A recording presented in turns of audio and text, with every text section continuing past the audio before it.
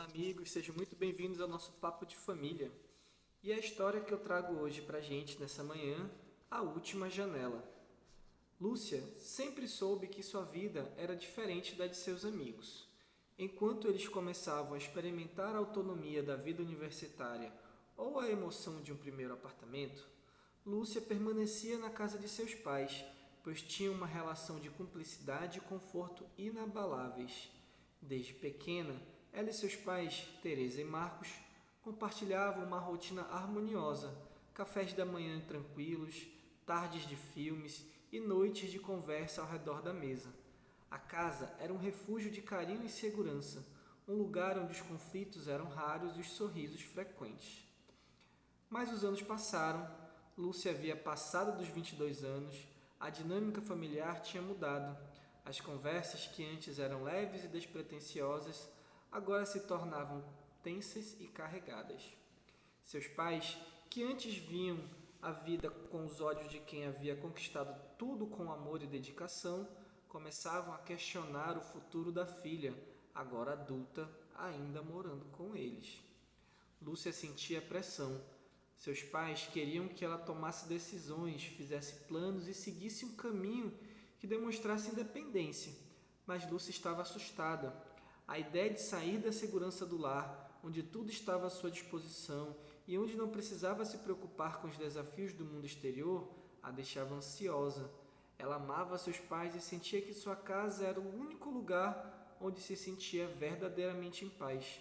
Contudo, a paz estava começando a se desintegrar, substituída por uma crescente sensação de culpa e frustração.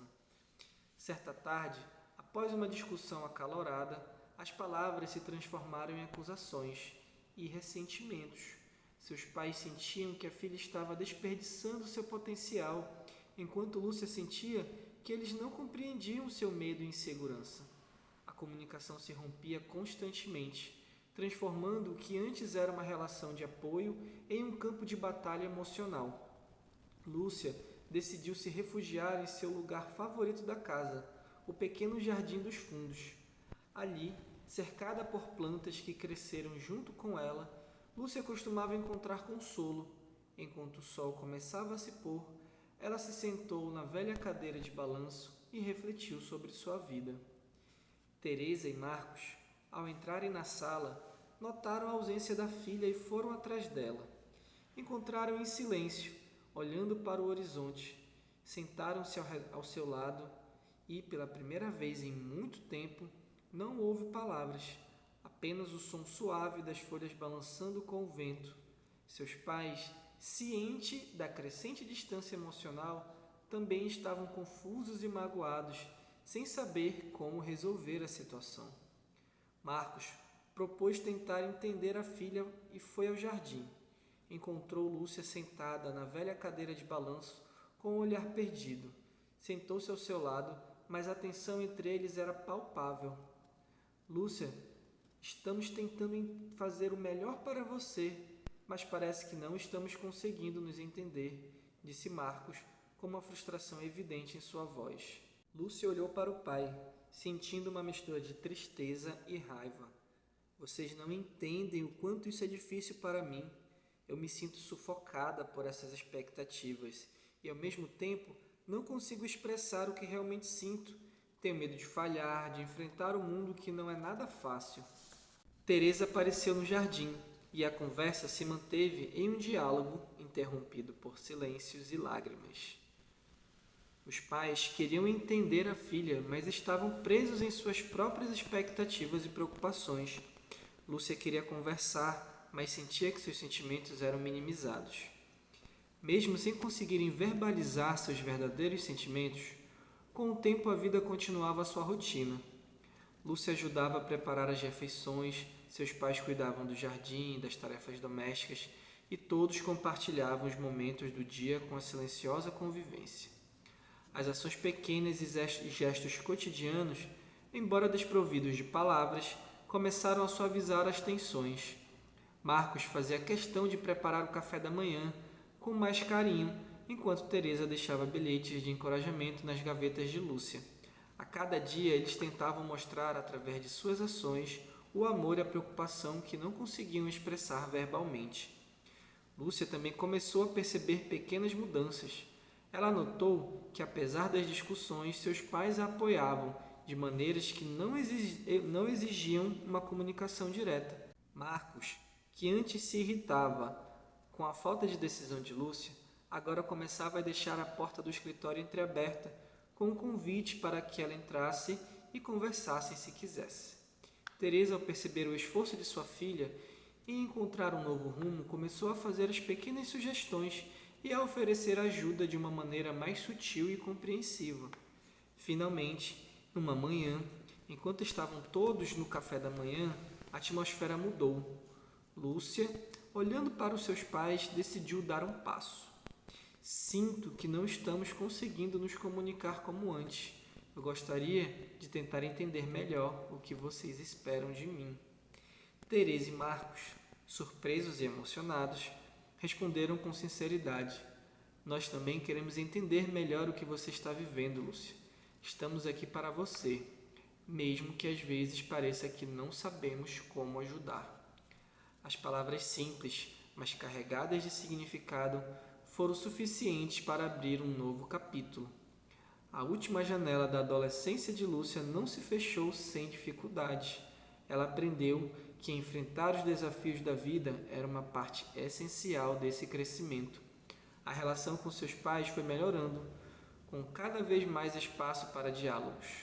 Lúcia deu passos em direção à independência, mas agora com uma base mais sólida de entendimento e empatia que ajudou a reconstruir o amor e o respeito dentro de sua família. Que história maravilhosa essa, e ela traz muitas questões onde a gente pode conversar sobre os mais diversos assuntos. E para a gente começar, a gente, claro, sempre traz essas histórias para fazer alusão às perguntas que a gente vai responder, mas a gente pode começar aqui falando exatamente dessa mudança da infância para a juventude, que muitas vezes a gente não consegue acompanhar. Você que é pai, você que é mãe, você não consegue acompanhar porque acontece de forma muito rápida às vezes. Por mais que sejam anos, você ainda está ali se acostumando, e quando vê, o seu filho já cresceu, o seu filho já tem novos hábitos, seu filho já tem novas amizades, seu filho já tem os sistemas mentais dele, a capacidade de elaborar isso de forma mais lógica. Ele começa a conflitar e a confrontar os princípios que ele tinha quando criança, que herdou de você, que é pai, que é mãe, que é responsável, com o que ele aprendeu no mundo, e começar a formar também seus próprios conceitos, seus princípios e seus valores. E a gente, você que é pai, você que é mãe, a gente não se prepara para isso. Essa é a realidade, né? E a gente pode falar também aqui de independência, que é muito comum você cobrar a independência do filho adolescente, mas você preparou o seu filho adolescente para ser independente? A gente vai conversar também sobre isso aqui hoje, porque a gente acaba não preparando. Então a gente exige que eles tomem suas próprias decisões, que eles sejam racionais, que eles sejam responsáveis, mas pouquíssimos pais, pelos mais diversos motivos, e a gente sempre fala aqui, a gente não está aqui para dizer você errou, você está errado. Não, a gente está aqui para dizer que o que não está saindo da forma como você esperava, você pode mudar e fazer diferente para que fique do jeito que você, não do jeito que você quer, mas do jeito que fique bom para você, para as pessoas que convivem com você no seu lar, para o seu filho adolescente. Então, assim, a gente não está acostumado a preparar os filhos para a vida independente, uma vida independente, a viverem, né? Eu ouvi uma história que é muito comum em alguns países, a cultura de você, quando o filho chega em determinada idade, ele é proporcionado, e quem tem condições, é claro, né? É proporcionado a ele morar num quarto separado fora da sua casa, morar numa kitnet, né? Fazer um quarto separado, fazer um quarto em cima, que é justamente para ele começar a se desvencilhar e querer viver isso fora, né? Viver essa vida dele um pouco mais separada e se preparar para uma vida adulta. E a verdade é essa, a gente não é preparado para essa vida adulta. Então hoje, o que a gente tem aqui para conversar, a gente tem duas questõezinhas duas perguntas que chegaram para a gente. A primeira delas é assim: tenho um filho de 24 anos, como faço para apoiar e incentivar a independência sem criar um ambiente de pressão e expectativa que são sufocantes? Isso é um verdadeiro desafio. Por quê? Porque tem as nossas expectativas como pais. Você quer o melhor para o seu filho, você quer que seu filho não passe pelas coisas que você passou, você quer que ele tenha uma vida melhor do que a sua, e a tendência é que sempre o filho tenha uma vida melhor do que os pais, uma vida financeiramente falando, de estrutura, de conhecimento, né?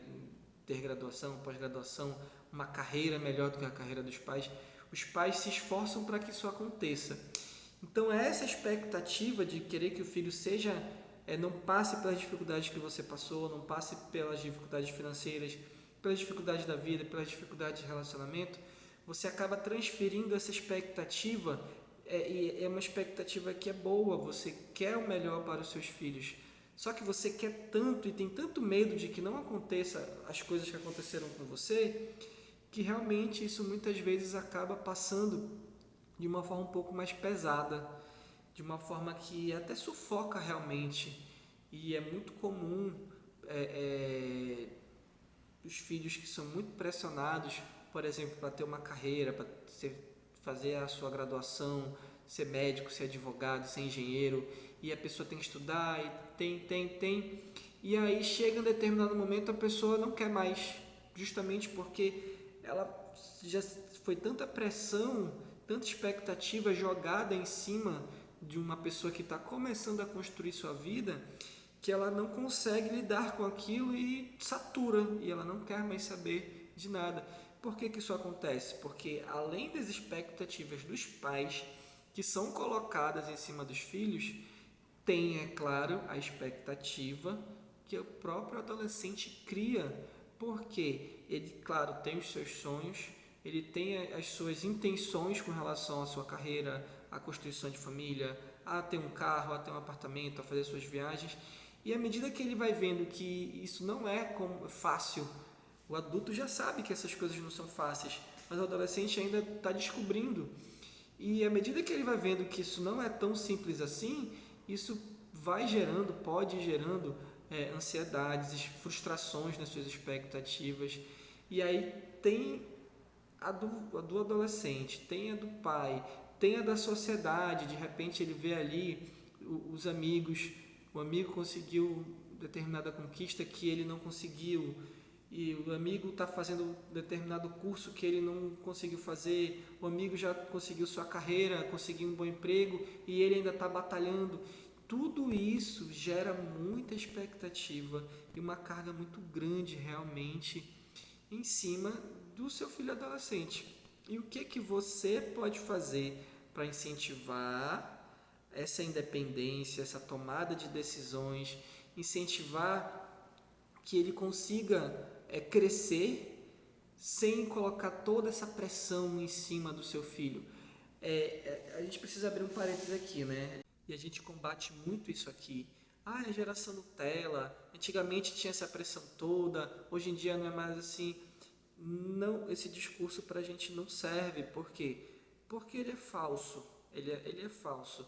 Antigamente tinha pressão, sim. Antigamente as pessoas passavam, sim, por suas dificuldades emocionais. Hoje em dia, com a rede social, a facilidade da comunicação, está tudo mais transparente.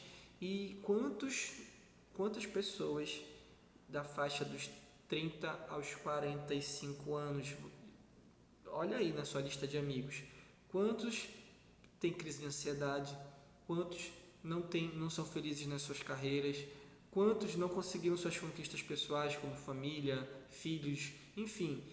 E isso pode ser resultado justamente desse passado, que antes era raiz, era não sei o que. Não é esse o discurso que a gente quer aqui. Por quê? Porque se você for baseado nisso, você não vai conseguir chegar no seu filho, porque o seu filho pertence a outra geração. O seu filho pertence a uma geração onde os sentimentos são mais importantes, onde as conquistas pessoais, através do esforço dele, são mais importantes do que mostrar para a sociedade que ele é o bonzão. Ele prefere mostrar para ele mesmo que ele é bom, para ele, para os seus amigos mais próximos. Ou às vezes ele não está se importando em ser o melhor desde que ele seja feliz, desde que ele esteja satisfeito com o que ele esteja fazendo. A gente tem aqui material falando dessa questão geracional, e isso é importantíssimo entender, porque senão você traz as expectativas de uma geração passada, que é a geração a qual você pertence, e joga numa geração que não é compatível com a forma de falar, com a forma de pensar, com a forma de se expressar, com a forma de cobrar. A gente não está dizendo que você não pode cobrar, a gente não está dizendo que você não pode pegar no pé, a gente não está dizendo que é para você afrouxar, não, nada disso. Você é pai, você é mãe, você realmente precisa guiar de forma como só você vai saber. O filho é seu, você que sabe se a forma de guiar é mais frouxa ou é mais apertada, né? É com mais intensidade ou basta uma palavra que ele já sabe o caminho que vai seguir. Porque além da criação, do meio social em que ele foi criado, tem também o que ele traz de personalidade, de valores, o que foi construído. Só você vai saber, mas tem que saber fazer, justamente para que esse incentivo você não volte para você em forma de: meu pai só me cobra, meu pai, eu vou falar as coisas para ele e ele não sabe me ouvir, só sabe me cobrar, por isso que eu não falo. Minha mãe, eu falo uma coisa para ela, ela vem me dar sermão. Isso tudo você vai ouvir se você não souber como se comunicar de forma eficiente. Olha só a história que a gente trouxe da Lúcia, né? Ela tinha uma relação maravilhosa com os pais quando era criança. E essa relação, com o passar do tempo, não é que ela foi se perdendo, ela foi mudando. E essa mudança, ela precisava de ajustes também na forma de se expressar. E nessa forma de se expressar, como muitas vezes os pais não conseguem acompanhar, porque eles ainda estão se comunicando de uma forma que eles aprenderam a se comunicar. Então, acaba perdendo essa conexão, sabe? Parece que vai ficando enfraquecido. E aí, o que acontece é isso. Você antes falava de um jeito, e agora o mesmo jeito que você continua falando já não serve mais. Por quê? Porque a pessoa mudou. A pessoa mudou, a mudança que existe dos 10 para os 12 é grande, dos 12 para os 15 anos é grande, para os 19, para os 22, para os 25. Essa construção ela vai acontecendo, e a forma como você vai se comunicar e como você vai conseguir falar o que você espera do seu filho, o que você quer do seu filho, é extremamente importante. E isso não precisa ser só através de palavras, como a gente viu na história. As ações, as atitudes, a comunicação emocional, ela é extremamente importante num convívio intenso e muito íntimo, que é o convívio dentro do seu lar com os seus familiares, principalmente com o seu filho que está passando por essa fase de construção mesmo do seu caráter, dos seus valores, e as emoções à flor da pele, que é tudo fruto da adolescência, a empolgação, os ânimos mais aflorados, a vontade de querer mudar o mundo. Isso tudo precisa ser feito, essa comunicação precisa ser feita levando em consideração essas coisas. Então você pode fazer não com palavras, esse incentivo pode ser com gestos, com pequenas sugestões, com atitudes.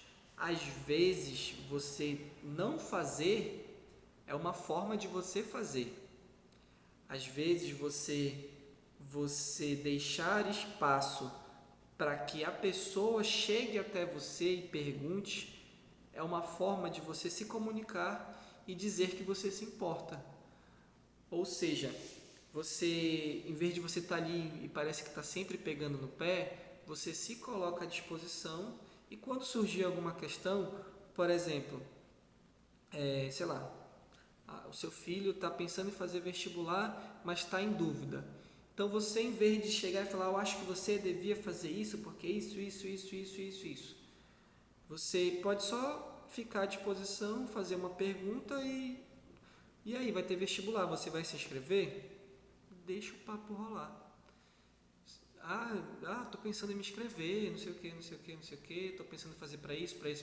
Então, às vezes você deixar que a pessoa se sinta à vontade para colocar para fora e compartilhar, você consegue alcançar o que você deseja, né? Que é justamente conversar sobre determinado assunto e vocês trocarem ideias. Porque às vezes quando você vai de forma mais incisiva, você acaba gerando um bloqueio.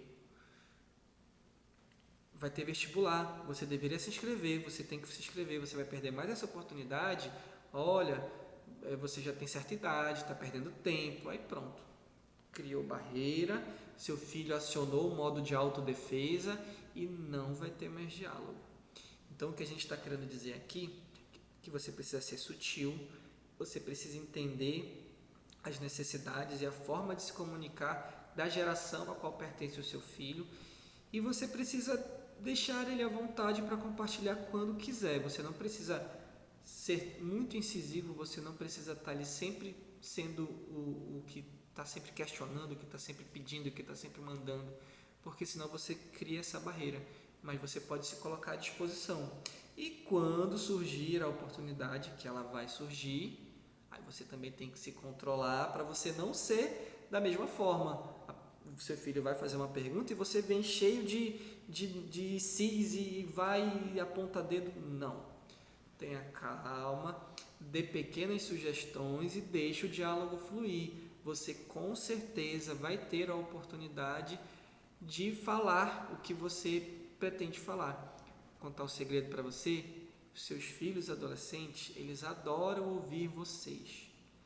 Só que eles querem ouvir quando eles se sentem à vontade para isso. Porque senão, como eu falei, aciona um modo de autodefesa em que ele não ouve mais, justamente porque parece que está querendo se meter na vida dele, está querendo se meter na independência dele. Isso tudo é de acordo com a forma como vocês se comunicam, tá? Nós temos aqui uma outra pergunta que é justamente sobre isso. Tento apoiar meu filho nas decisões da vida, mas em vez de ele se sentir apoiado, diz que se sente cada vez mais cobrado e julgado, gerando cada vez mais distanciamento entre nós. É justamente isso que a gente estava conversando. Muita expectativa e você sem perceber vai jogando. E os seus filhos, os seus filhos adolescentes, eles estão passando por uma fase onde eles estão se encontrando. Talvez você nunca tenha parado para pensar que você também passou por isso.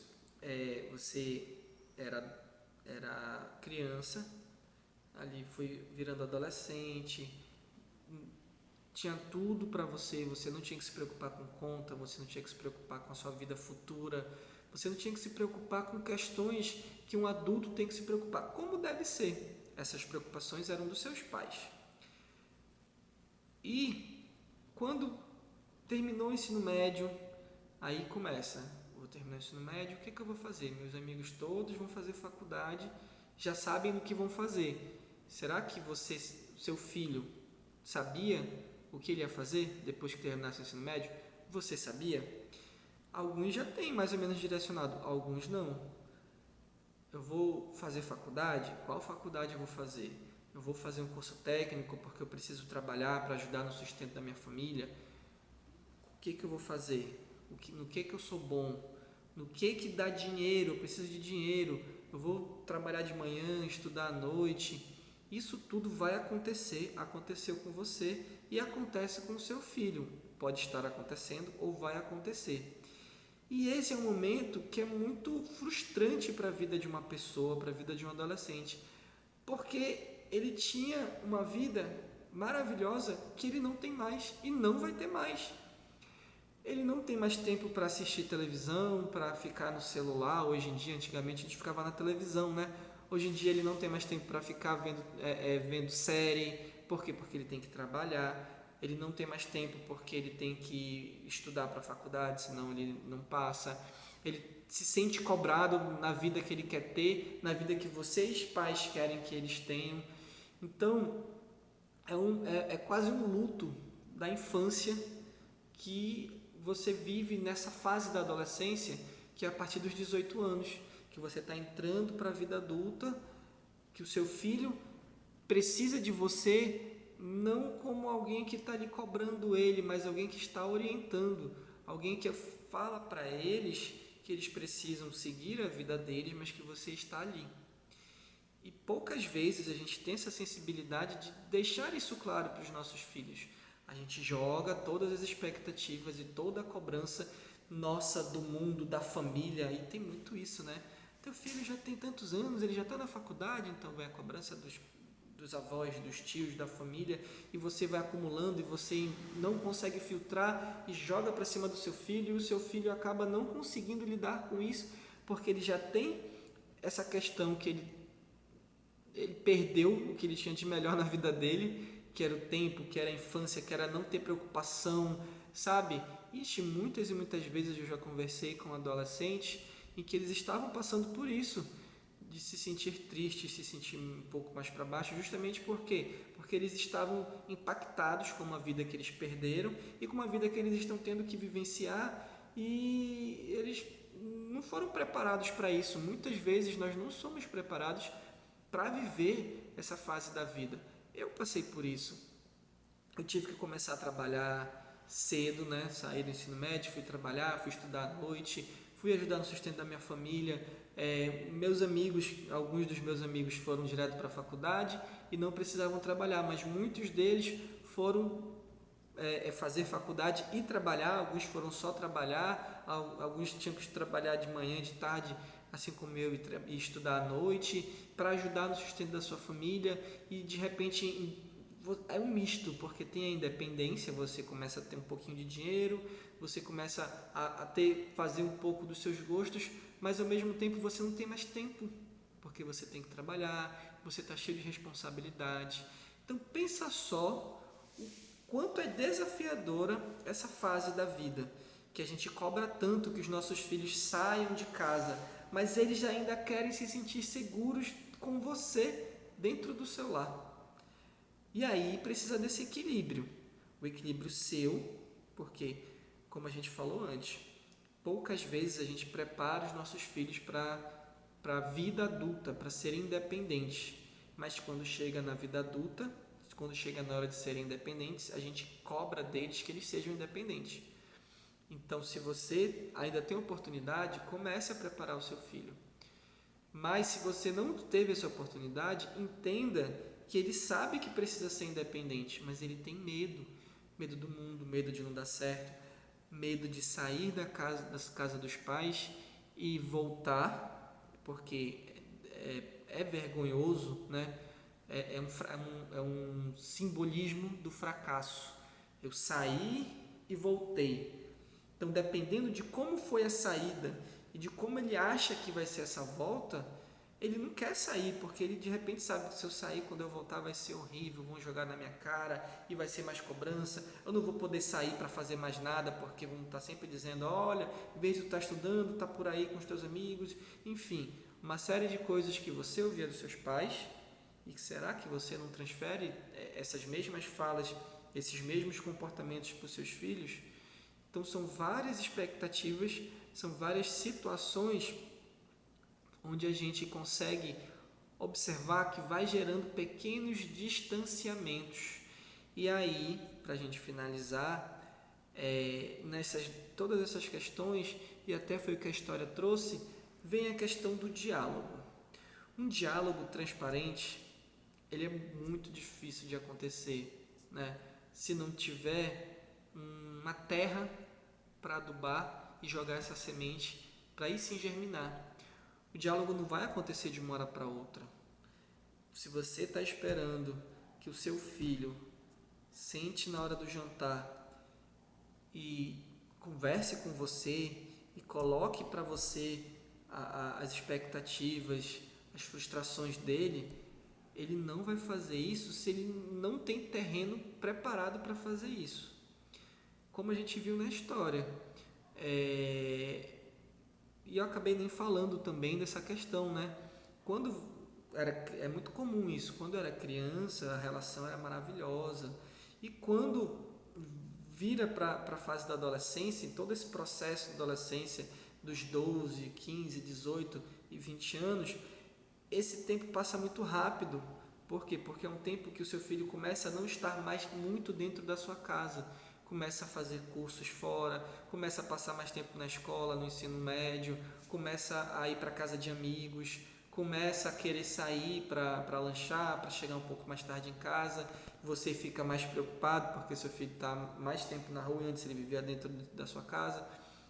E isso tudo acontece de forma rápida e de repente quando você se vê, você está ainda com as mesmas preocupações de quando seu filho era criança. Está ainda tratando da mesma forma de quando ele era criança, dando os mesmos sermões, falando da mesma forma e gerando as mesmas coisas que você gerava em você, as mesmas emoções. Mas neles são outras emoções. É muito comum quando o filho ainda é criança começar a não querer mais receber orientação, porque justamente esse senso de independência já vai começando a aparecer. Então quando chega lá mais velho, ele não quer que você diga para ele o que fazer, mas ele quer que você esteja lá. No subconsciente que seja, mas ele quer que você esteja lá acompanhando, sabendo da vida, não se intrometendo, sabendo da vida para compartilhar. Mas você precisa dar espaço para que isso aconteça e você precisa mudar. O filho mudou, os filhos mudam e você também precisa mudar. Foi o que a gente viu aqui na nossa história de hoje. Os pais não acompanharam essa mudança. Eles ainda estavam naquela lembrança de como era maravilhosa a infância da filha, mas eles não se prepararam para uma filha adolescente, com todas as necessidades da adolescência, com todas as expectativas, com todas as ansiedades, com todas as possíveis frustrações, e aí vai gerando um distanciamento. E aí a gente volta para o diálogo. Esse diálogo, ele precisa acontecer. Se não puder acontecer com palavras, se você ainda não tem esse preparo emocional dentro do seu lar para isso, e esse preparo emocional você pode começar a buscar seguindo a gente aqui, compartilhando com as pessoas do seu lar, da sua casa, seu companheiro, sua companheira, as pessoas que estão convivendo ali. Você pode compartilhar com eles esse vídeo, dando joinha também, é claro, para seguir a gente.